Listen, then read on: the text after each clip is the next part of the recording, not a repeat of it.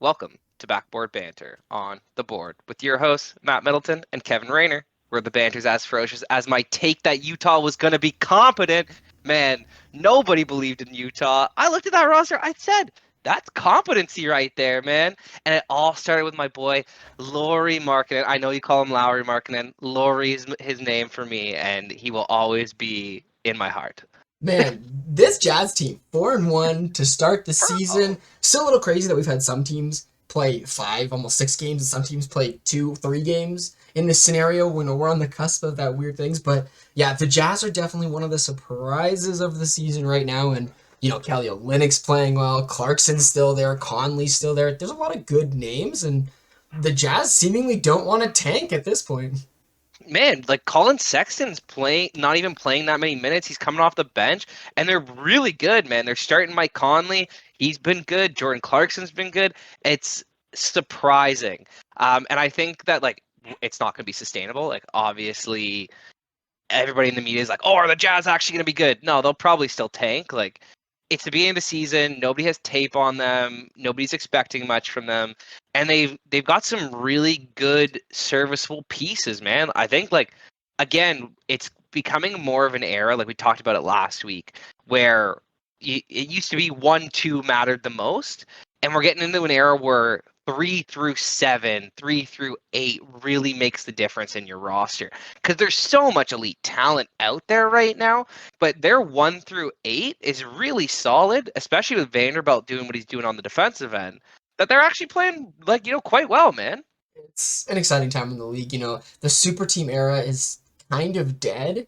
And, that was the time of, 1 to 3, 1 to 4 guys in your team. And it looks like those 5, 6, 7, 8, 9 are starting to really become important because, rosters like the Grizzlies who have a lot going on, like the Raptors ourselves. Like, if you have enough talented players to not just worry about your 1 and 2 guys, you can compete in this league. And the Jazz are seemingly deep while not having the top tier talent, and they're showing up. It's pretty wild. Absolutely. If you even look at the standings right now, it's really the teams that are built around 1 or 2 guys Hmm.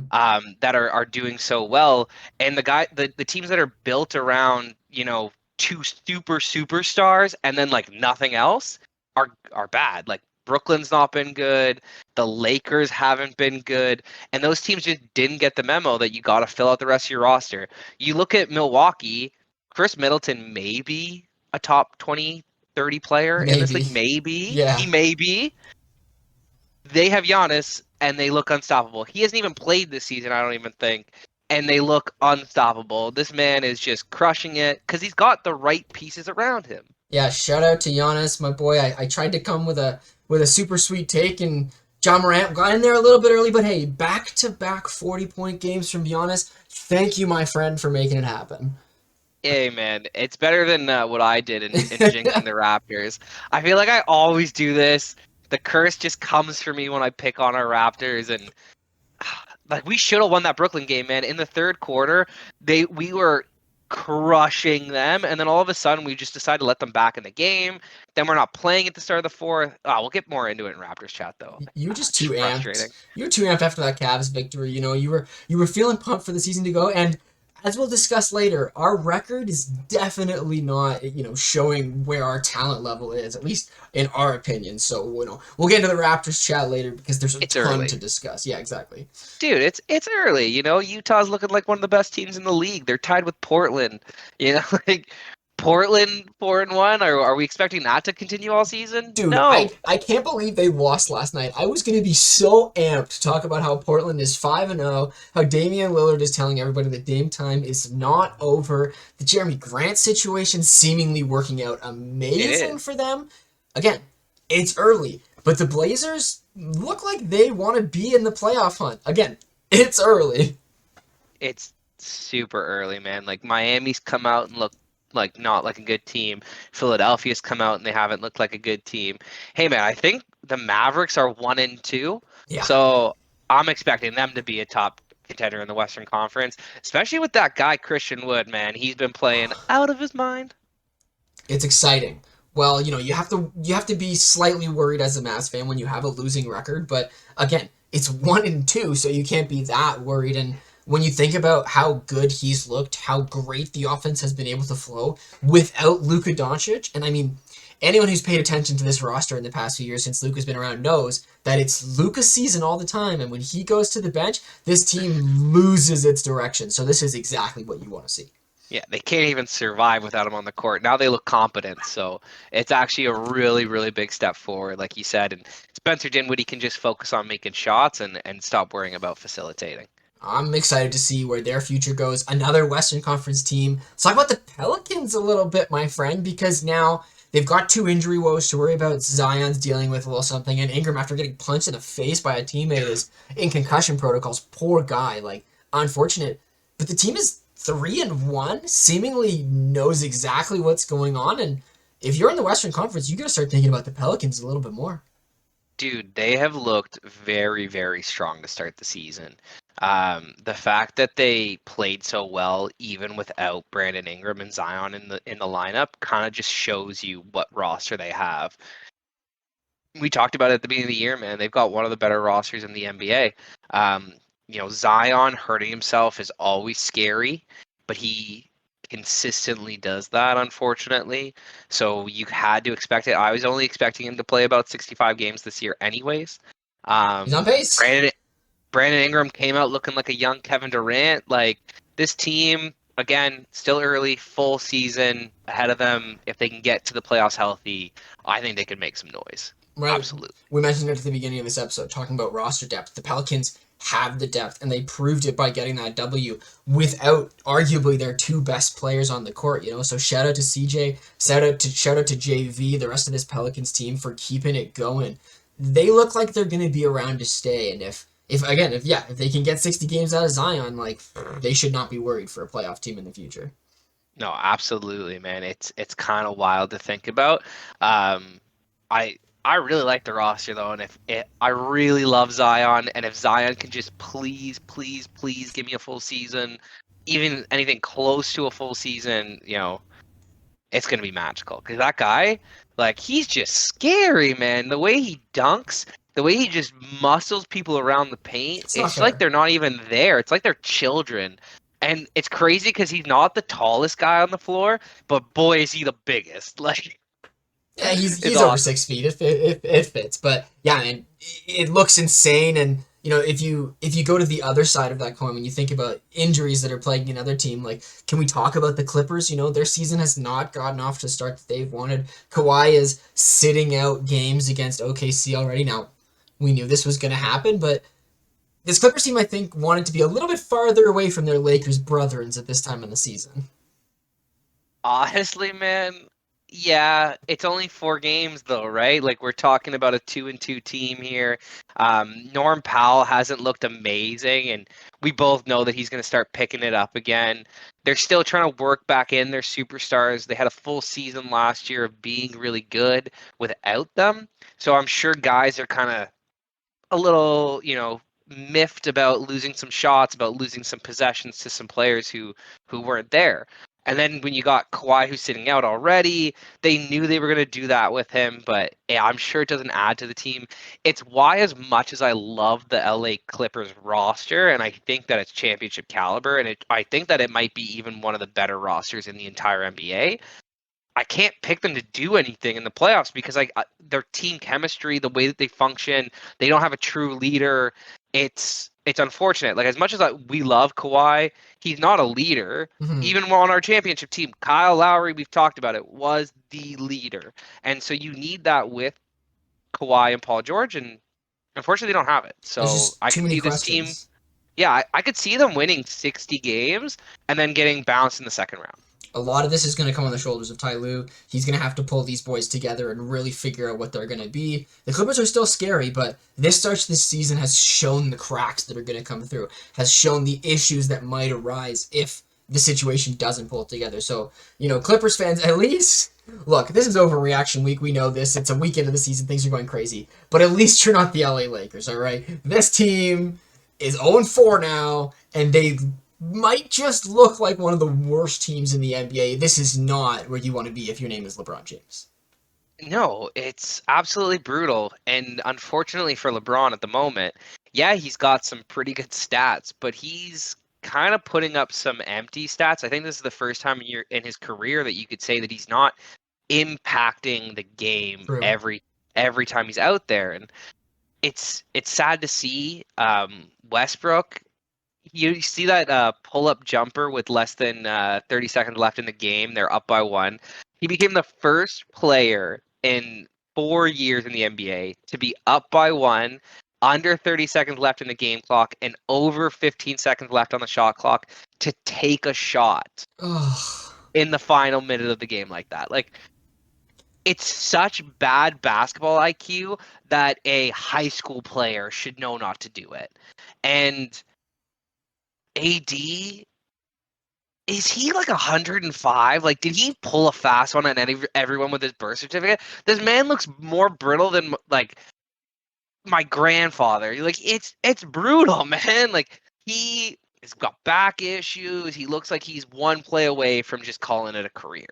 It's sad. the Lakers are not in a good place, and you know, Anthony Davis, you know, if he is going to be street clothes, if he's going to be injured, if he's going to not play, at least let us know that earlier rather than later, because you're struggling right now. And to touch on the Westbrook thing, like, I kind of feel for the guy because I think about what is going on in these stadiums. How every time he touches the ball, I'm sure he hears fans screaming, "Pass it! Don't shoot!" Like, for a guy who, you know, three Is it 3 years ago was seen as one of the top players in the league, right? He's Like, it a hurts. top 75 all time, bro. Like, he and Mr. Triple Double, like, one of my favorite players of all time. His peak, I'll take peak Russ any day of the week, Yeah. man.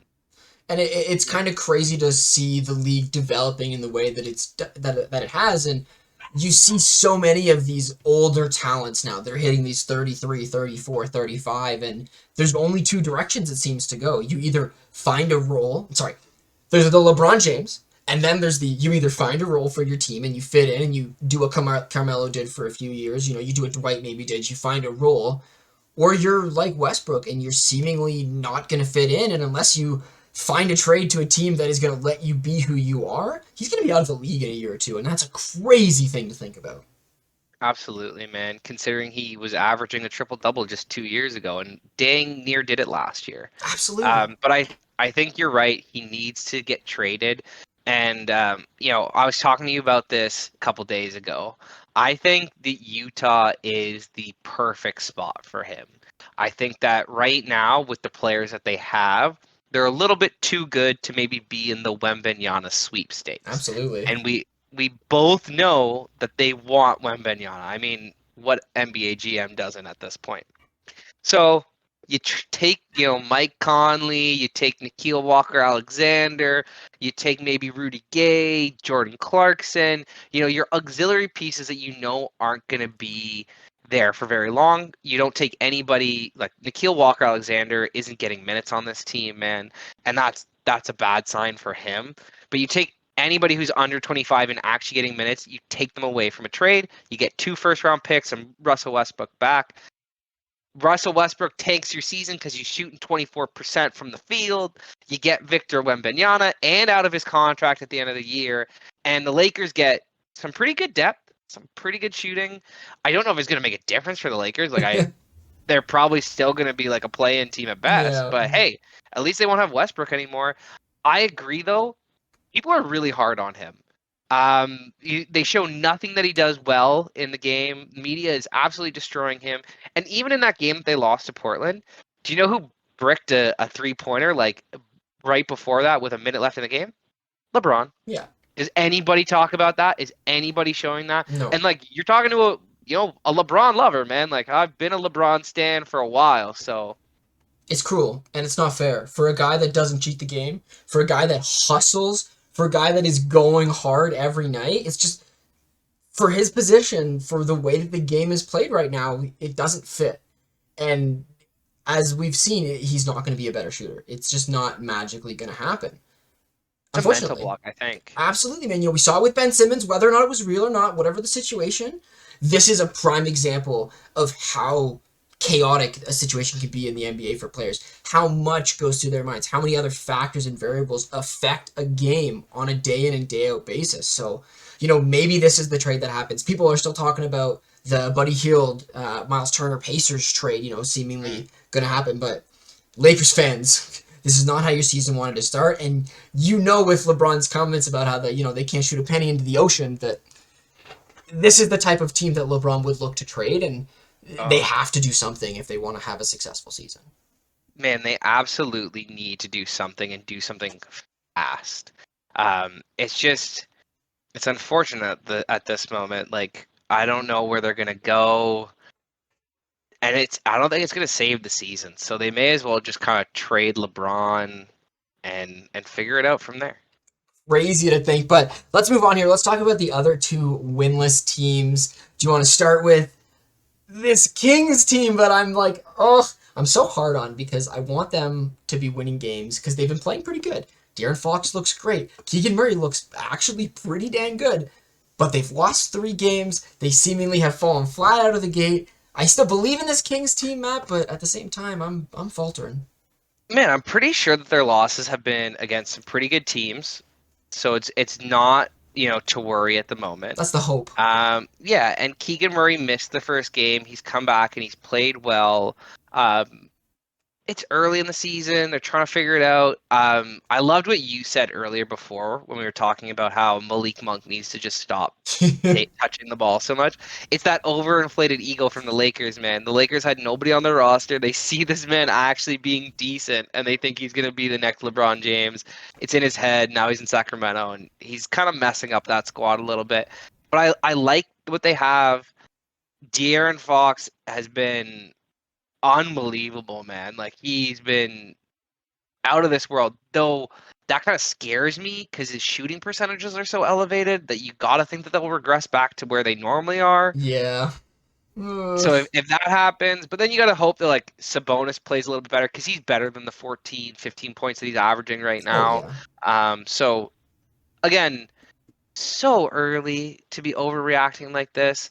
I'm pretty sure our Raptors started like 2-9 last year, did they not? It was not a good start to the season. But yeah, this Kings roster, the specific thing about Malik that gets me, right, is it's not about he's not, not putting in the effort. Like, he's got the hustle. He's going for, getting those offensive boards. The problem is he doesn't kick it out to an open shooter. He dribbles it out and then takes the shot. And I'm like, my guy, you've got the reset on the shot clock. You've got talented players who can knock down the three and can also create ball movement. It's just he's doing a little too much, right? He's a great three-point shooter, and he'll fit in well with this roster. Just, touch the ball a little bit less. A little bit less, that's all I'm asking. I think that like I truly believe in the basketball gods. I believe in all sports gods. And I think that they punish players who force shots. Even if it's quote unquote a decent shot to take, they punish players who force it.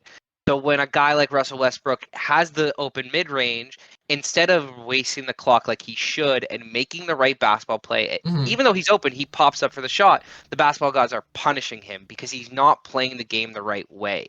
And I truly believe that when you start playing it the right way, that's when your shots go down. And I think that's kind of like the block for him, and it might be the block for Malik Monk, right?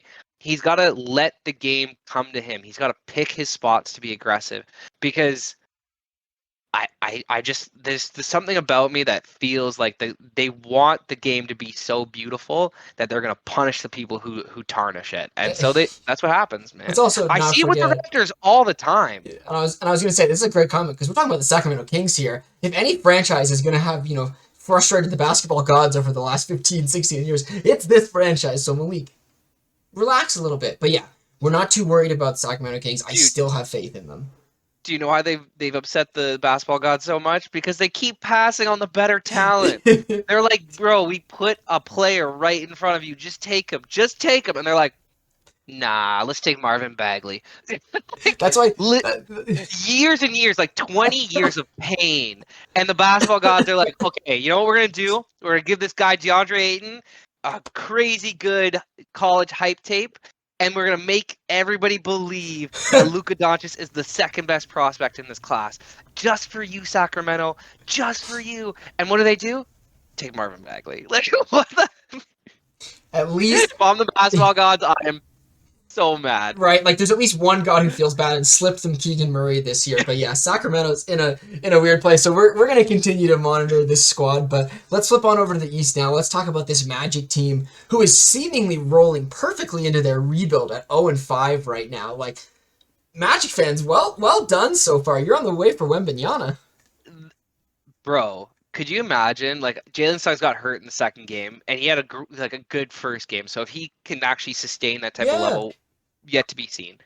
Banchero hasn't scored less than 20 points in a game, and he hasn't done it efficiently by any means. But he's literally the only option right now on that team besides Franz Wagner, and they are not winning games. So if Paolo can average, what is he averaging? Like 24, 4, and 3? Like at the moment, like that's some great number one overall rookie stats. He's gonna run away with rookie of the year, and they're gonna get Victor Wembanyama to pair with him. mm-hmm. And Matt, they're losing games by like 2, 3, 4 points, right? I think their worst loss, they lost by like 14. Like Yeah, they're being competitive, they're playing good basketball, and they're developing their talent. So I'm saying it's a beautiful tank masterclass. They're showing up, they're doing what they can, but Banchero is still having his night. The rest of this team is coming together, and if they can win a couple games, keep that confidence up while still being at the bottom end of the table, Orlando, you're setting yourself up well. Because imagine Banchero with Wembanyama next year. Like, what a combo those two could be. absolutely, man, absolutely. And I misspoke. Wagner's actually hurt, so it's literally just Banchero I out didn't there the even last know couple that. games. Yeah, Okay, he got hurt, foot injury last couple games. this explains Um, it. yeah, I forgot about it. So, but that's why it's okay. He's doing his thing. It brings me to another player, Benedict Mathurin, who Pacers are not very good, but the man is doing his thing. 19, 26, 27, 17, 15. Like his shooting has kind of cooled off a little bit Yeah. lately. Can he keep up that early season front running? I'm hoping so, man, because him and Tyrese Halliburton have actually started something here in Indiana that I think like you could actually get excited about as a Pacers fan. I'm amped for Matherin. The kid looks ready. I love me a player who's willing to put 00 on. Like, and the fact that he comes off of the bench with the amount of fire that he does, with the amount of confidence that he has for a team with zero expectation, this is the great position to be in. And he's one of those players that is making people really look at this draft class and go, man, there's a lot of talent in here. This class could be deeper than a lot of people expected, just a few months ago. Oh yeah, because it was considered one of the weakest draft classes in a while. And then, but you heard how cocky they all were coming out of the draft. I mean, Chet Yeah. Holmgren was saying it about himself. Benedict Mathurin literally saying that there's no player in the NBA that's better than him, and LeBron's gonna have to prove that he's better than him. Like, it's kind of interesting, man. Like, Yeah. what's going on with these rookies and the confidence. But I love to see it. I love the fact that he's Canadian too, and he's showing out already.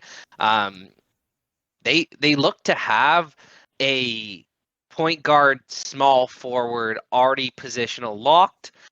Whether or not they're going to be like a number one option Yeah. is yet to be seen. But again, like they could be so bad this year that Wembanyama with Benedict Mathurin and Tyrese Halliburton next year could be a scary roster in like 5 years. Like that would be nice. I'm a low key fan of the Pacers this year. They're the most Canadian team in the NBA with 5 Canadian players. So I'm rooting for these guys a little bit. Keep getting those L's. Maybe get your way to Wembanyama. But yeah, I love what we're seeing out of Mathurin. Tyrese looks like he's enjoying being given the opportunity to run the show that he has been. Star. So Pacers fans, you look like you're set up for the future. And you think about these Eastern Conference teams that are trying to figure out their rebuilds, trying to figure out their futures, right? You compare them to a team like Charlotte, who has a superstar in LaMelo Ball, who is injured and isn't playing right now, but seemingly nothing else. You're happy to be a Pacers fan right now. Oh, absolutely, man. I mean, do you tell me that you don't want a 23-year-old guy averaging 23 points, 4 rebounds, 10 assists on 50, 40, 90 shooting? Off the Like, bench. no, that's Tyrese, man. He's starting for him. I'm talking about the future of Matherin, but I know. It's Oh, Tyrese going he's a good, crazy. yeah, Tyrese is going off, man. But yeah, like rookies have been showing out. We talked about Keegan Murray, we talked about Banchero. I think the other one that's really kind of shown out is Jabari Smith Jr. I know he got into that fight in their late victory over Utah with Jalen Green. It's probably kind of hard to get along with Jalen Green, who's the flamethrower that he is, and he Seriously. looks like he's got a bit of an ego, Jalen Green, just like from what I'm seeing around and hearing. So, not nice for a guy who I think is a little bit of a calmer temperament. But you know what? He shot the ball really well from three. Like 3 of 11 is okay, but 7 of 8, 3 of 7, 3 of 5, 3 of 6. Like, man, really good shooting nights. And it's nice when you're willing to put up those shots too. Like the Rockets are getting themselves set up to be a shooting team, and if their struggles can't come through, I always joke that Green could be good friends with Tyler Hero. I feel like the two of them would get along really well. You know what I'm saying? So, Tyler, but man. if they can get over their struggles and they can figure it out, the Rockets are in a good place. They're a tanking team that has some true star level talent. Name brandable talent on the roster. So you got to keep your eyes on the Houston Rockets. They're only 1-4. They've got a W at least. It's nice to see that, but It's they're Utah, man. One of the that best teams in the league, apparently. crazy. Yeah, it was good for them. I'm sad that they stopped that streak for Utah, but yeah, I think Rockets are going to be okay. They have no expectations on the season. Jabari seemingly looks like he's going to fit in well, and so yeah, as long as they're not butting heads day in and day out, this Rockets team is going to be fine. Yeah, man. I mean, the league is such a crazy place right now because, again, like Denver's not looked too great to start the season. Philly's not looked great to start the season. Hey, man, the Knicks are 3-1. But you know what? I don't buy it. They've beaten the three worst teams in the Eastern Conference. They've lost to the only good team that they've played against. Beating the Pistons, Magic, and Charlotte is not going to do anything for me. Jalen Brunson's looked great in those games. Guy's got a 25 per. He's averaging 28 and 4. Still, I do not believe in these Knicks. If he's going to be their best player and he's taking away shots from Randall and RJ Barrett, Yeah, couldn't think of his name. yeah. Like they're kind of just like wrecking their future because at the end of the Mhm. day, Brunson is who he is. He's already 25, 26 years old. This is his time. This is his peak. Mhm. So you're going all in on a mediocre peak when you could get a higher peak out of RJ in a couple. Like it just does. The The Knicks are Knicks gonna are nick it. weird. They're Okay, weird, right? You think about the fact that they just picked up Obi Toppin's fourth-year contract, but yet why? Randall is seemingly playing better and is not back to his MVP form we saw 2 years ago, but he's playing much better than last season, that's for sure. So the Knicks are weird, man. I don't know what the Knicks are gonna do, my friend. I have no idea. Man, it's so weird to think that this franchise thinks that they at all are the basketball mecca of the world. It's just kind of sad because they have been so also ran for so long. They need to like make a like if they want an elite level guard, don't go get Jalen Brunson. Go get Shea Gilgeous-Alexander out of OKC. This man has been on a tear. He's trying to get traded the best that he can. He wants them to get some high end draft capital for him. The man's almost got a 32 per to start the year, 31, Crazy. 7, and 5. And he's almost shooting that 50-90 or 50-40-90 split. So, Hmm. and he's almost like 2 blocks a game, like 1.7 and 2.3 steals. Is Shea like going to be the elite guard in this league for the next 5 years? I mean, Maybe. we knew he was going to be good. OKC is just in that weird space, man. They're a team that is tanking, but seemingly winning games, but also not winning any games at all. Like, I hope for Shea. I want to see him because he's been playing so well. We really love to see Yeah. that out of him. He gets the opportunity to play. But if the Spurs, if OKC is just going to be tanking again, is this just a small blip? Are we not going to get to see this come the end of the season? Hey man, OKC, listen to me. I'll give you Freddie, and I'll give you 2 first-round picks. You give me Shea. I'll even throw in a flyer on a prospect that you want to. I may even give you Precious. You want Precious? You can have Flynn if you You want. have you have Precious, Flynn. You could have OG or not OG, Fred VanVleet, and 2 firsts. Give me Shea. That's a good trade. That's a real good It's trade, a wild trade, but I have to consider that for sure. Okay, my friend, buddy. anything else in the NBA? Do you want to give a little, do you have any like little awards to give out to certain players that are seemingly doing crazy things? Anything else you want to say before we go to Raptors? Unless you want to give out like the 5 game MVP award to John Morant, nah, man. I really want to talk about the Raptors. There's some crazy things happening in the NBA. I think we touched on a lot of them, but our Raptors, man, they only had a 2-2 week because of your boy. It's his fault. I brought the curse upon us. But hey, we have looked better than every single team that we've played against. I thought we looked better than the Brooklyn Nets. I thought we looked better than the Miami Heat in both those games. And we definitely looked better than Philadelphia last night.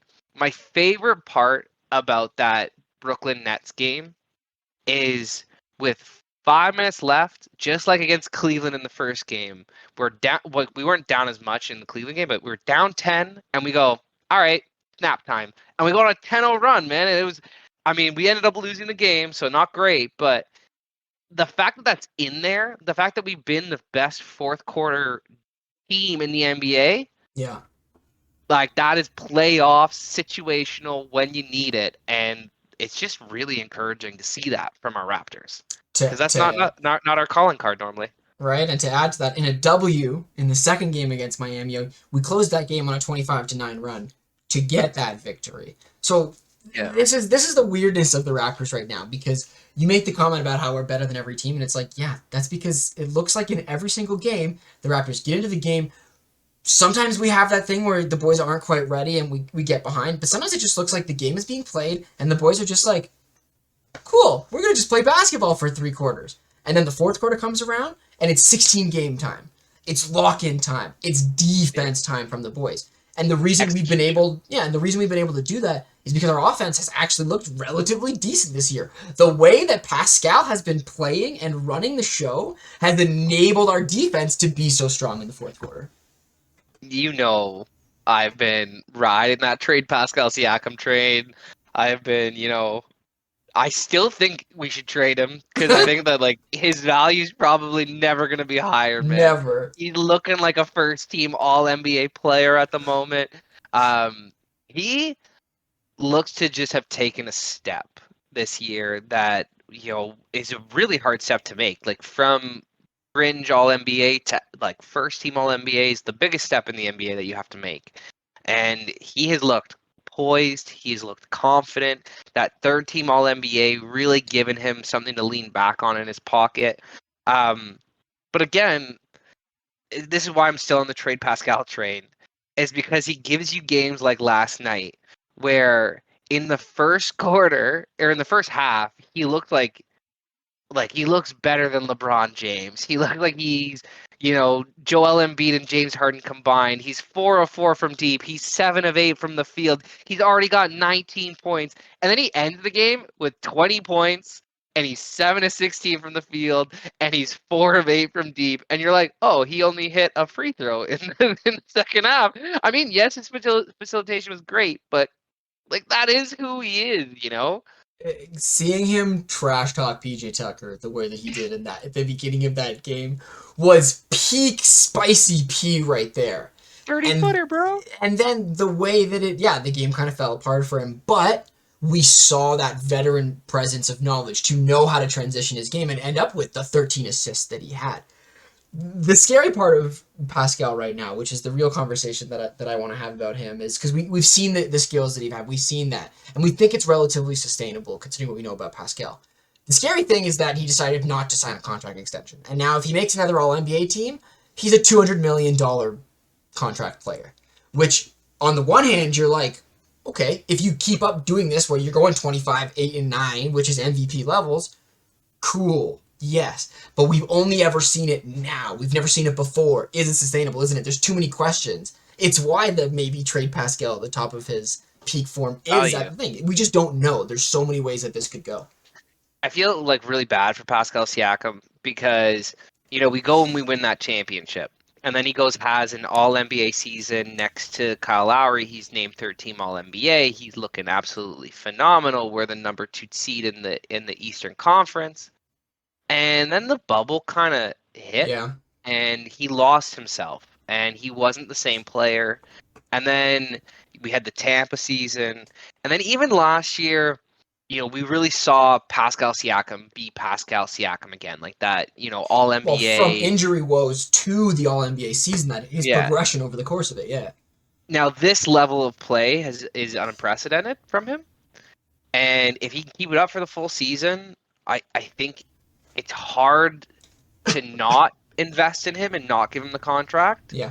But I honestly, I think the best franchises in all of sports move off of players before they age out of their peak, or like before they show those signs of wear and tear. And I think that this year, like if you can take Pascal Siakam and get like a type of a Tyrese Halliburton. I'm not saying because Pacers aren't going to give us Tyrese Yeah, yeah, Halliburton, yeah. but get a player like him. Um, to a team that like might be on the fringe of really pushing into the playoffs but can't get there. Maybe I doubt Sacramento will give us Keegan Murray, but like, maybe Keegan Murray, Well, is on the block because the Kings are right there. and this You is know? why the Andrew Wiggins trade was on the block for Pascal last year, before Wiggins did what he did to become the number two of that Golden State team. When you think about how Klay Thompson's been playing this season, it's good that they have Andrew Wiggins there right now. But yeah, Pascal, man, we love what we're seeing, and I would love if he keeps up this level of talent and becomes an All NBA player for the next 4 years. We would love that. But we haven't Absolutely. seen it before. We don't know if Spicy can do it. And when you think about the conversations that we've had about all the other players on this roster who want to try to get to All NBA, who want to have steps in their game, there's only so much food that can go around for the boys. And I love Pascal, but I really love Scotty. I'm a big OG fan, even though he's struggling. I want to see Precious succeed. Struggling, eh? There's so many different mouths that have to be fed on this team. So, like, we can't all be happy at the end of the day. No, and I'm so glad that you brought that up because I think that's the only time that we've really faltered. It's like, when we're disobeying those basketball gods and we are trying to use, our skill and show what we've developed this offseason. And, I'm not going to take that open three. I'm going to, dribble step, make a move, and do something with it. Like, even look, so Scotty had a great game last night, but he had a moment where he's playing against Joel Embiid and he dribbles, up fakes, gets Embiid in the air as he takes a jab step. Embiid turns around and then he pulls. Now, absolutely phenomenal play. If he keeps it moving to a better shooter, that's even better. But he's like, Yep. oh, I just did that, and like in the NBA, it's almost if you're gonna fake a guy out that bad, like, you could take the shot, right? You Yeah, you created it. deserve it. But he's not. He hesitated too, which gave Joel that extra second to get back a little bit. Mhm. And then he's not the knockdown 3-point shooter yet that we want him to be. So it was like a little bit, of a little bit of a Hail Mary. So if he could play within himself, because he's not trying to show that all the time. I think Precious's best game was that fourth game against Miami. He played within himself. He only went for rebounds. He only went for dunks. Like Me too.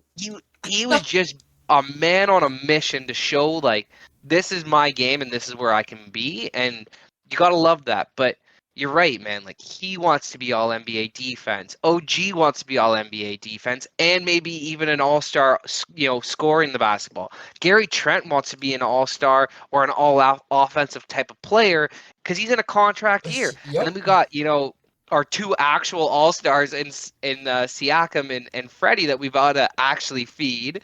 And you're not to mention like Boucher, Koloko. We haven't even had Otto Porter Jr. yet. Like Yep. this team is deep, man. And I even like the Malachi Flynn. Like he only had one nice step back against Miami the other day. But still. I I think he can bring that to our team. I think he was showing it all pro am. I think he's like if we let him be confident in it, I think he could Mhm. bring that element of, step back 3-point shooting to our team when we need it when Freddie's, worn down cuz we can't keep playing this man 38 minutes plus a night, man. I It's not know fair. No, but it's just it it hurts. It hurts, it right? hurts. But at the same time, these are the right problems to have as a team. It's why we bring up every week why this team is probably potentially looking for a trade down the line to consolidate assets and figure out where things go.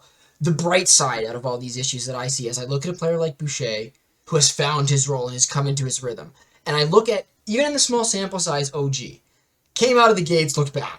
Did not look good to start the season. We have to be true. I have it written down. OG was off. The No, next game, this hasn't stopped. But the last game that we saw, the previous two, he's slowly settling into his role. He knows what he's good at. And I'm sorry, if you don't think OG is one of the best 3 and D players, wings in the league, you don't watch NBA basketball. You don't understand how the game works. It's just a fact. So absolutely. if every player can, through Nurse's teaching, through everything else, through Pascal being who he is, come together, find their roles, and realize that if everyone plays to the peak of their abilities without doing the Russell Westbrook things, without making these bad mistakes, Forcing it. this team is a playoff team. This is a team that can compete. And so, yes, problems exist. They're everywhere, but they're the right situations. And I have so much hope for this squad that they can pull it together. Dude, if everybody can maximize the roles that they're in, which I totally think they can, and Siakam's playing at an all NBA level, like first team all NBA, we don't have just a playoff contending roster. We have a like top 5 roster in this league. Mm-hmm. Because at the end of the day, really Philadelphia should be one of those teams that exposes our lack of center depth. And last night, it just wasn't on display. Mm-hmm. Um, Christian Coloco, yes, he commits the most head-scratching fouls every now and again, and the most infuriating calls get him because he's a rookie, so he's got no respect.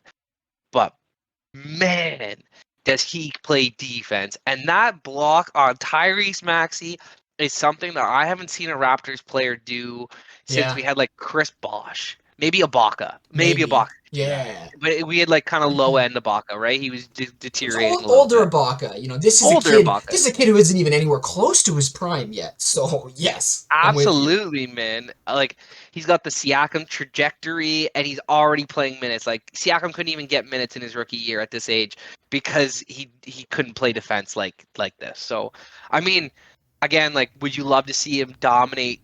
40 minutes in the G League? Yeah, but he's playing NBA minutes, and they're good, serviceable minutes. So you got to be encouraged by that. And as a Raptors fan, love to see it. We pulled out the 2-2 week, right? And that's all you can ask for when you lose, the unfortunate games that we do to start it, right? To get the win against Miami, to get the win against Philadelphia. The trajectory that we have is up at the moment, right? The beginning of the week was bad. Where we are now is much better, right? So the hope is that, maybe Otto comes back. He's going to be away from the team for a little bit because of personal issues that I didn't want to research or get into. But, I think about this Philly game specifically that gives me a lot of hope for the season, right? To see Fred take a back seat, take the Kyle Lowry role, not have to worry about getting his points, just worry about making sure everybody's doing what they're doing. And then when the team is bleeding dry in the fourth quarter, back-to-back three-pointers and an unreal steal on Joel Embiid, that really is what closed out the game. Like, it's moments like that that get me so excited. Well, it goes back to that too many mouths to feed, right? Like we didn't even bring up Freddie during that whole thing because Freddie has his all-star appearance last year, and I think that is keyed for him that he doesn't need to be the showy player. He doesn't need to show the rest of the NBA fans, the rest of the NBA world that he is that caliber of player. And now he's just doing every little thing that the Raptors need from a winning point guard. He is hitting the right shots. He's making the right passes. He's been playing unbelievable defense, and he's a leader, man. I think last night when we were pushing the ball, we were at our best, and every opportunity that that we could, it looked like we were pushing. Fast plays. Everybody bring it up. Nobody hesitate. We're not looking for Fred. We're not looking for a single guy. You can grab and go. That's our roster, and that's one of the benefits and highlights of our roster. But then with like 30 seconds left, we're sprinting up the court, we're pushing the ball around, we're up by 5 in the first quarter, and Fred just like grabs the ball and just, well guys, calm down. We got this. Let's run out the clock. Let's make sure they only get one attempt at another shot to get this game close. Like, I love that. He's got that veteran leadership. He's really, really taken that Kyle Lowry role. And though we definitely relied on Kyle a lot more to score, he's really leaned into the intangible aspects, and I'm big Freddie fan right now. Like, it's unbelievable to watch him, and he's not scoring like the way that he normally can and that he has in the past. Like, he's not hitting the 3 ball as well. Like, it's kind of been off a little bit, but he's doing everything else. Kyle really was like the perfect mentor him with like the path that Kyle had to go through to get respect in the league, to get a championship and do it. I think about Fred and being undrafted and betting on himself and how that's kind of like, pushing into Siakam now and his things. I love that Fred is the leader of this team. And my biggest worry, Matt always knows, my biggest worry for always Fred is how many times are we going to get one of those nights where he goes 9 for 24? And I don't want to see that. And this self-sacrifice we're seeing out of him makes me go, oh yay, we're not going to see those 9 for 24s hopefully anymore. But he still is going to have that dog in him when we need him to hit those shots in big moments that we know he can do. Those pull-ups, those three-pointers were good, nice, solid shots. But he wasn't open. He was covered, but he knocked them down. And some of them even from range. So, we're happy to see a leader in Fred do what he's doing. Oh man, I couldn't be more excited about it with Fred VanVleet, man. Again, we're 5 games into the season. Oh, 7 games in this? No, 5 games into the season. Only five. 3-2. Sorry, you had a 3-4 record currently, and I was like, that's 7, Kevin. We're 3-2. Oh bro. man, I let you down with my writing on here. I apologize, my friend. For a second. I was like, I missed 2 games. No, yeah. It's early, but our team's been playing really well. I like where they are. I think we've actually been the better team in all of the games that we played, even in our losses. We just kind of waned for a second. So, I'm really excited to see what we do against the big boys. I want to see us play Milwaukee. I want to see us play Boston. I want to see us play Golden State because I think those are going to be our measuring sticks. Yeah. Like I was saying to you, man, I would concede that about 5 NBA rosters are better than ours. Every other one that you want to bring up with me, I'll have a great debate about it with you because, does your roster have an all-NBA player and an all-star and a young, 6'9" Gazelle God, another 6'9" Gazelle Precious Achua, one of the best 3-and-D stoppers in the league, and a flamethrower in Gary Trent? Like, that's 6 guys that are just, they could all easily be in the top 80 players in this league. And that's what this league's about now, man. We talk about it, and it's gonna show this year when we win that championship. Yeah, and the thing is, we also have a serviceable 7, 8, 9, 10, right? The last thing that I want to bring up, yeah, exactly. The last thing that I want to bring up is obviously the Scotty ankle sprain, the slight injury. Does it worry you that obviously he's back? He had a good game, but does it worry you that it's the same? Is it the same ankle as he was dealing with in preseason, if I can't remember correctly, but does it bother you a little bit to see an injury this early? It's never a good thing to see an injury, but he had one last year.